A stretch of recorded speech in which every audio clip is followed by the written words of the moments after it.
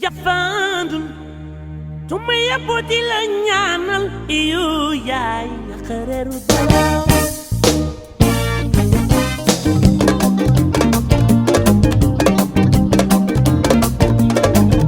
piki no bin yaay ramatu de kay na wando dong warulu tontu Chers internautes, sans limite, ravi de vous retrouver dalee nag jàmm ci seen site préféré mbégte ak contentement la ñuy am saa su ne di leen présenter ay acteurs wala ak actrices wala ay célébrités yoo xam ne dañ koy gis ci télé yi wala doo leen am possibilité gis ko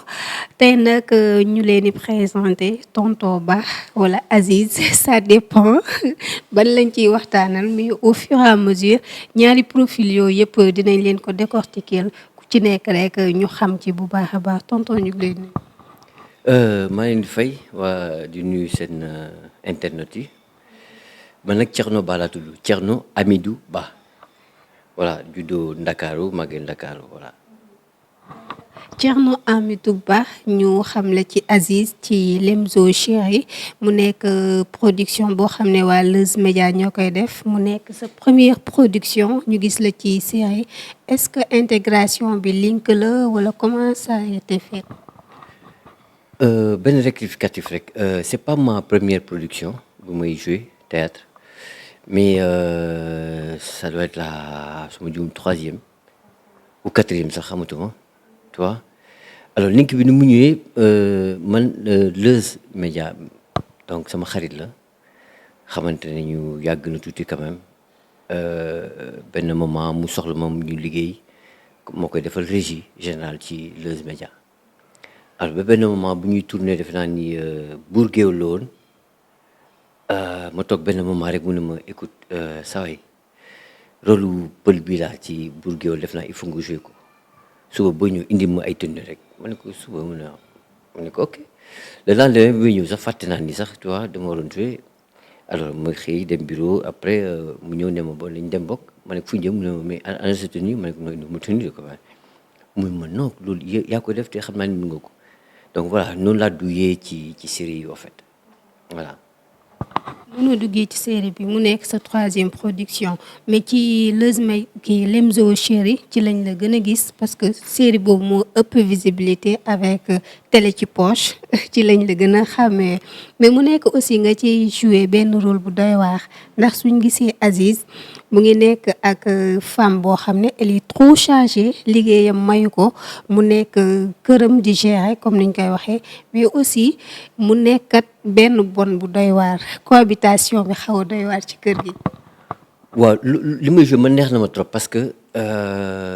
kër yi léegi dafa tas lu bëri day doo koy tas alors soo amee soxna day pour yee borom kër yu góor ñi soo amee soxna mu nga xam da nga ko fekk ci liggéeyam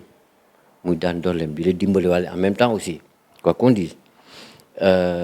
suy xëyee di liggéey métier boobu muy def comme sama soxna soosu nekk ci série bi ñu naan ko Amina muy médecin donc su mun na ñëw ba kër ga wala ñu am rendez-vous waroon ko dem doxi mais mu am benn urgence hôpital donc su ma amul compréhension boobu en tant que son mari donc dina métti ci moom tu vois et donc et puis non seulement dina métti ci moom dina métti ci man parce que sëy bi mën na fa jógee tas tu vois aussi ci biir kër yi dañu am ñoo xam dañu fay liggéey muy ay góor muy ay jigéen xam nga sait-on jamais xam nga ku góor ku ñuy wax les en général booy nañ ma bàyyi ci tur bi nañ ma nañ ma baal ci tur bi parce que booy man sama papa booy la woon à la résidence de l'ambassade de France mon père il a servi de Gaulle à manger à la résidence de l'ambassade de France fii à Dakar tu vois donc c'est pas péjoratif alors ñooñu aussi mun nañ am relation ak borom kër yu jigéen ñi nekk ci en fait soxna kër ci nekk ci kër gi tu vois donc man si rôle bi ma ciy joué man maa ciy góor donc mu am benn jànq bu nekk ci kër gi di fa liggéey bon di ma créer di ma tu vois elle met les bâtons dans mes roues comme on dit voilà donc loolu daf ma neex ma ciy joué parce que day wane rek nit ki aussi war nañu am ay dépassement ci sëy muy góor di jigéen wala bàyyi lu bëri loo xam ne yow da nga fekk sa soxna mu ciy liggéey wala mu jàng ko wax parce que médecine doo ko jàng ci ñaari at wala ñeenti at tu vois da nga koy jàng presque sur 8 ans après nga def ay spécialisation yu dul jeex ay années de spécialisation donc du métier la boo xam ni ça demande beaucoup de d'études tu vois ku mel ni kooku su amee jëkkëram mënu ko comprendre donc kooku du musu sëy voilà. yaa ngi comprendre sa jabar ci série bi mais aussi tey bu ñu xoolee bon bi ni mu amee accès ci kër gi est-ce que Aziz bu génn toon tamit bon bi du am occasion boobu. moom lay wax moo tax compréhension masculine bi war a am ci sëy boobu parce que du tax mu génnoon jour boobu li ko prétexté mooy sama jabar dafa jógee voyage waroon ñëw mu nekk suñu anniversaire mariage donc mu jóge aéroport chauffeur bi jëli ko ci yoon bi la am urgence hôpital donc man ma defar kër gi defar reer bi togg reer tu vois tegal table dressé table bi donc mu am ko sooy may xaar lu yëngu ma ne moom la oto bu gaaree ma foog ni moom la tu vois et mu am ko sonné ma daw di bunt bi muy chauffeur bi ak valise bi ma ne ko ana soxna si mu ne noonu dafa am urgence hôpital donc tu vois choc la ma def mais donc ma toog bon ma ne non il faut que ma dem voilà féexal sama xol tuuti quoi féexal xol bi sax du dem seeti ay jigéen wala di comme ça ma laa gën naa dem restaurant dajeek Coco tu vois mu nekk sama seetaane mais li tax ñu daje nag bon xëy na au fur et à mesure série bi di dem dañu xam lan la mais ñu bëri sax xam naa ne dañu xaw a jaaxle bu ñu xamee lan la ci série bi ñu bëri nañ ko xam tu vois mais bon donc c'est pour te dire soo amul compréhension masculine boobu donc sa sëy mun na voilà day mun na tas ci instant yooyu métti na parce que métti na woon trop ci man comme si c'était une tu vois réalité quoi mais moo tax ma ne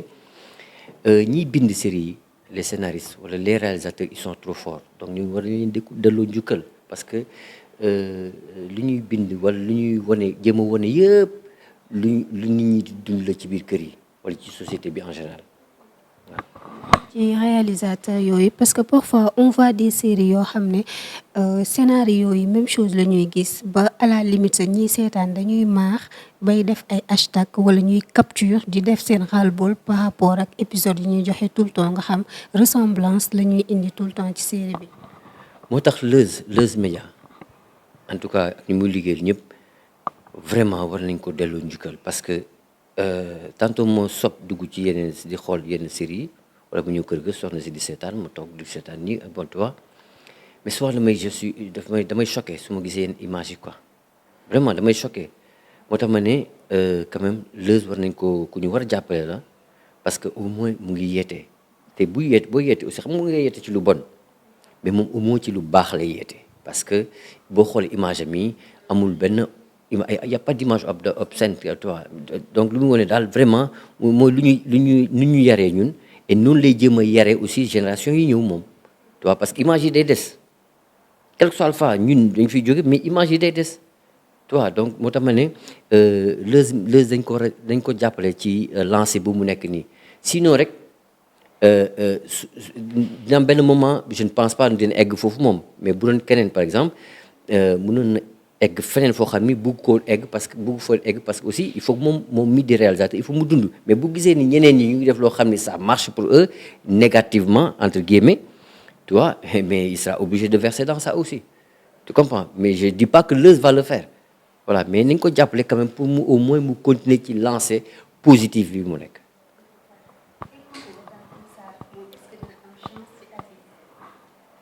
Coco ndax dina am chance mun na am chance mun na am chance parce que xam nga comme c'est la première saison et que def naa première saison bi li ci des bareetul peut-être que mun na am chance ci deuxième saison bi mais nag aussi bu fàttali ne sànq wax naa la ni ñu bëri bu ñu xamee lan moo tax mu dugg ci kër googu dinañu xaw a jaaxle tuuti voilà. waaw mu nekk waaw mais nag xam nga affaire jigéen la aussi parce que même bu fekkee ne rek li ko fa dugal au départ doon Aziz directement mais peut-être suba mun a nekk Aziz parce que moom aussi jigéen la mun na am ay bëgg-bëgg mun na am ay sensation man mi di góor aussi mun na am ay sensation ci moom parce que si fekkee ne sama jabar toppatoo ma comme moom ni may toppatooyee aussi xel bi mun na wëlbatiku wala déet.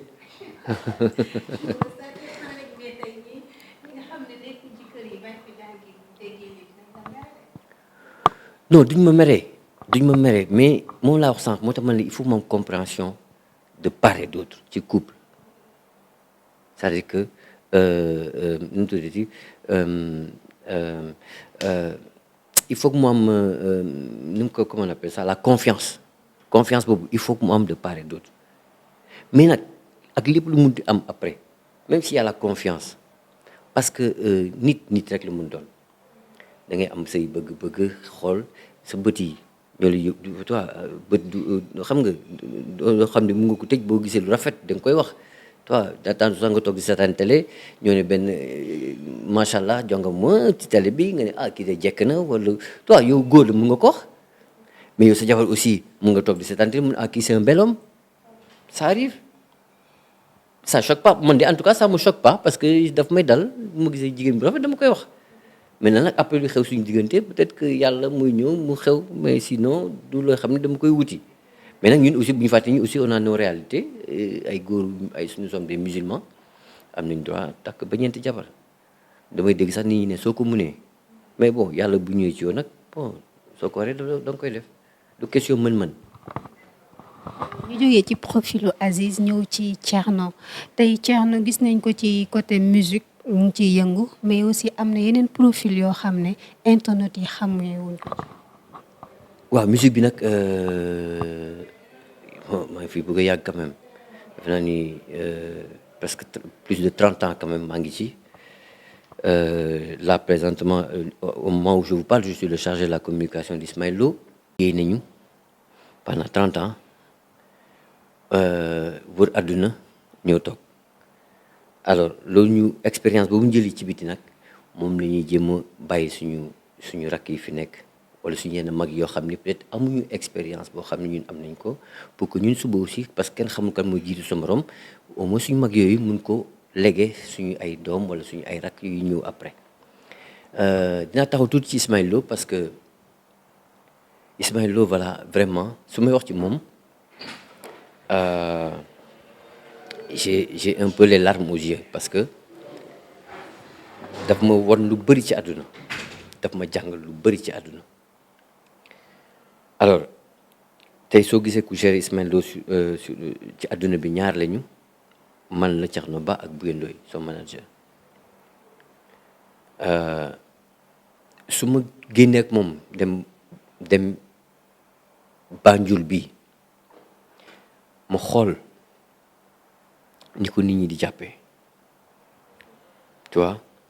dama yéemu nga dem feneen ak feneen au-delà des frontières africaines la même chose au-delà des frontières européennes la même chose dañ lay toog sax nit wala nekk ci benn supermarché à Ho Chi Minh Ville ou bien à Kuala Lumpur ne la copain kii de lay déglu taaji bon ci benn supermarché wala toi wala benn restaurant kooku yow ngeen di nekk tout peut-être sur l'année 365 jours la au moins sur l'année on est ensemble les 330 jours pour ne pas te dire 365 jours sur 365 jours toi nga xool lu muy dundee vraiment lu muy dundee ak ak nga def rapprochement ak ñeneen ñoo xam ni peut-être tolluñu fii sax Ismaël Lo man damay yéemu ma xam ni kii suñu borom rek moo ko def lu mu nekk te il a la tête bien vissée entre ses deux épaules donc nu muy dundee sa simplicité c'est-à-dire que Ismaël man mun naa ko pour moi c'est une superstar Ismaël pour man parce que am naa occasion yu bëri dund ko ak moom mais moom da nga dem dëkk sax ñu jox ko garde corps wala di tugam sax jox ay oto yoo xam ni je dis waaye gars yi di ma may jàmm ak ay garde kii du leen wax kii mu jóge fii wala toi suñu nekkee tournée boo xam ne da ngay dem benn dëkk mu am festival ñu daje fa ak ay naataangoom yu bëri wallahi azim du parce que moom la moo tax ma koy wax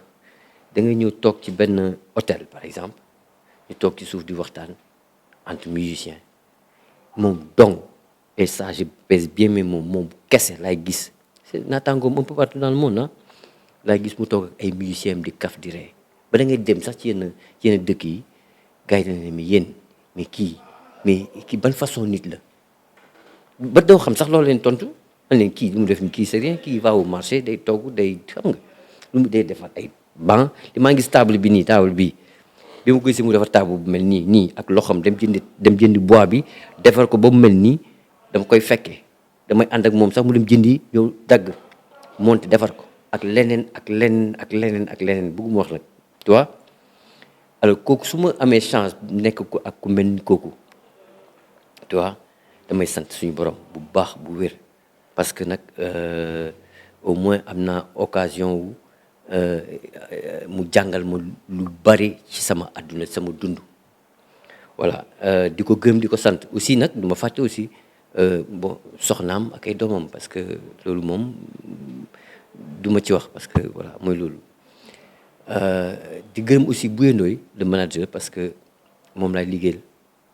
mooy sama patron directement mu nekk nit koo xam ne aussi ku oyof ku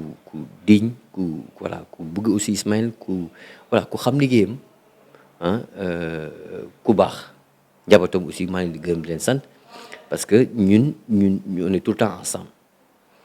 voilà su ma jógee ci Ismaël bon j'ai eu à travailler avec le groupe Missal au Patte d'Oie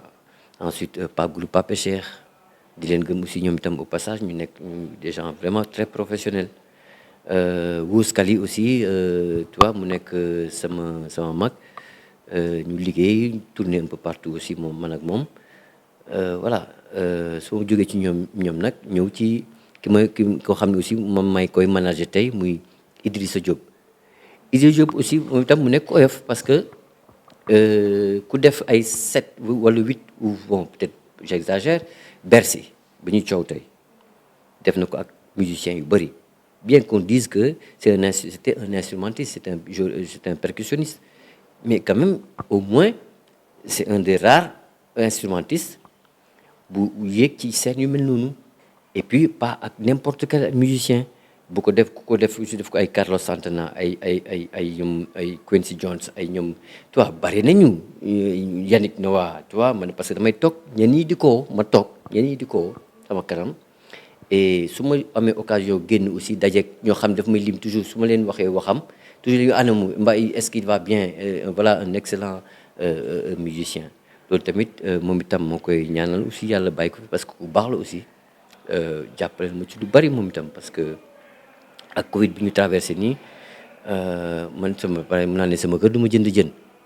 tu vois parce que su amee jën rek tout le temps dafa may xalaat sama boy pulo la may wooye boy pulo kaay jël si sa kaay am nappi woon naa de am naa jën tu vois voilà moom itam muy ku baax waaw ci musique bi daal loolu laa ci mën a wax aussi association yi maa ngi ci l'AMS association du métier de la musique comme membre du comité directeur maa ngi ci AMA association des managers et agents d'artistes aussi maa ngi ci CIPEPS la coalition interprofessionnelle et éditeur phonographique du Sénégal voilà maa ngi ci association yoo xam ne au moins qui ont am na ñoo xam ne yor nañ seen baat aussi et ñu respecté aussi ci milieu musical bi voilà bo ila suñ jógee ci musique bi bon peut-être ñu bëri xamuñu ko mooy sport voilà sport bi man 1974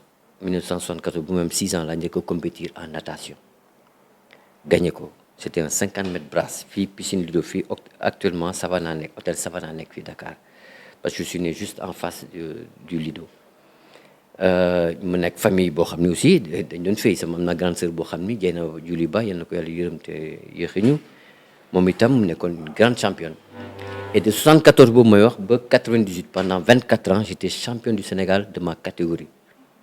Dakar Gorée fay naa ko plusieurs fois génn naa sur le plan international dem 4e Jeux africains de Nairobi bi ñu fay dem ak man je me rappelle bien ak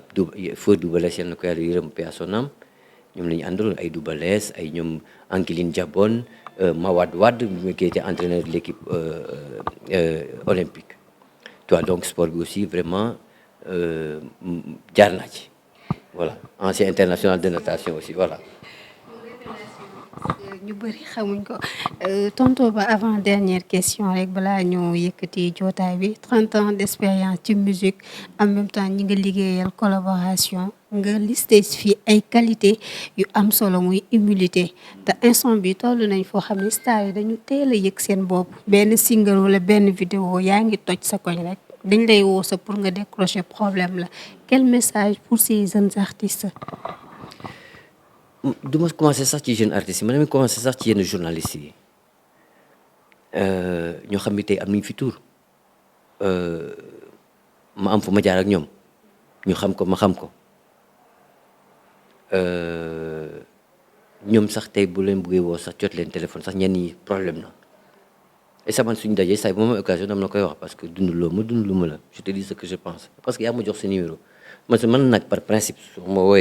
la wooyee 2-3 fois jëloo ma moi j'enlève ton numéro de mon téléphone de mon répertoire du téléphone tu vois donc lu ñu war defaraat bari na ci volet boobu alors suñu rakk yi fi nekk tey li ma leen di ñaan mooy ni ñu jege ñu mel ni seeni moroomu papa yi wala seen moroomu mag ñi ñoo xam ne ñu jiitu ci milieu bi tu vois et ça je le dis même à mes amis managers qui gèrent ces groupes là parce que souvent sax di nga dem ci groupe boo xam ni le manager sax moom mooy star bi tu vois dama koy gis quoi et tu vois et ça me fait daf may métti quoi daf may métti nga gis leen tout le temps ci scène bi wala jaabante tout le temps ci benn spectacle man yooyu su ma gisee ci spectacle damay jóg ñibbi dem semaine parce que dama naan ça et je suis gêné quand je vois ça parce que xëy na xamuñu lan mooy scène dafa graaw soo ko xamul rek pousse yi tu vois donc xale yooyu ngay wax noonu nañu jege seen mag ñi ñu won leen yoon bi tette leen man de ku ma déggal ku mel ni Ismaël Lo doo ko bàyyi dama nga seeti ko waxtaan ak moom ku mel ni Idrissa Diop dama nga seeti ko waxtaan ak moom yaa li Youssou ñoom Baba ñoom Omar ah ñoom ñëpp ñu ngi fii et puis nag vraiment bon peut-être sax balaa ñu jeexal dinaa ci wax parce que il faut que l'autre aussi il faut que mu wax ci nañu jege ñooñu tu vois parce que c'est important suñ leen jegewulee la preuve xam nga carrière musicale da ngay foog dafa tuuti mais ak gudd. donc soo xamul loo ciy def rek carrière artistique dafa am lu bari lu ci war a nekk. du rek mën woy bi c'est pas ça mën woy bi c'est un tout donc nañu jege ñi ñu war a jege ñu di waxtaan ak ñoom tout le temps ba gis yoon bi ñu teg leen ci yoon nga xam ni ni ngay gérer sa carrière artistique mooy la gestion de la carrière artistique c'est important aussi. man li may tàggoo mooy dama ko boo jeexalee ci ndeysaan ndem si yàlla si Thione Seck Thione aussi mu nekkoon ku ma en tout cas daf ma bëggoon man personnellement waaye su ma ba tey jii damay toog vraiment di ko gisaat nii quoi parce que dafa nekk nit ku baax aussi ku oyof say bu ma demaan këram ak ku ma munti àndal du ma rus très honnêtement du ma rus et sooy déglu ku nekk kuy wax ci Thione Ballago Seck da nga naan Thione man la gënoon a bëgg loolu la ko yàlla jaglewoon man du laay wax par exemple ay doomam li seen papa lii la ko yàlla jaglewoon parce que da nga naan moom itam Thione sax da nga naan est-ce que gis artiste loolu à la limite tu vois parce que da ngay foo ko fekk da nga ñëw fekk këram nii moom itam mu toog gérer lu mu gérer wax lu muy wax donc fa lañu doon jëm en tout cas daal maa ngi ko ñaanal yàlla xare ko àjjana yu gën a kawe et yàlla bu mu rëccu lu mu doon def ci kaw suuf voilà. jafandul tuma yaboo di la ñaanal iyo yaay xareeru dalaw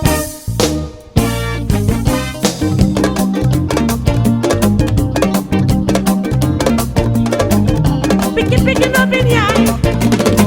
ramatu de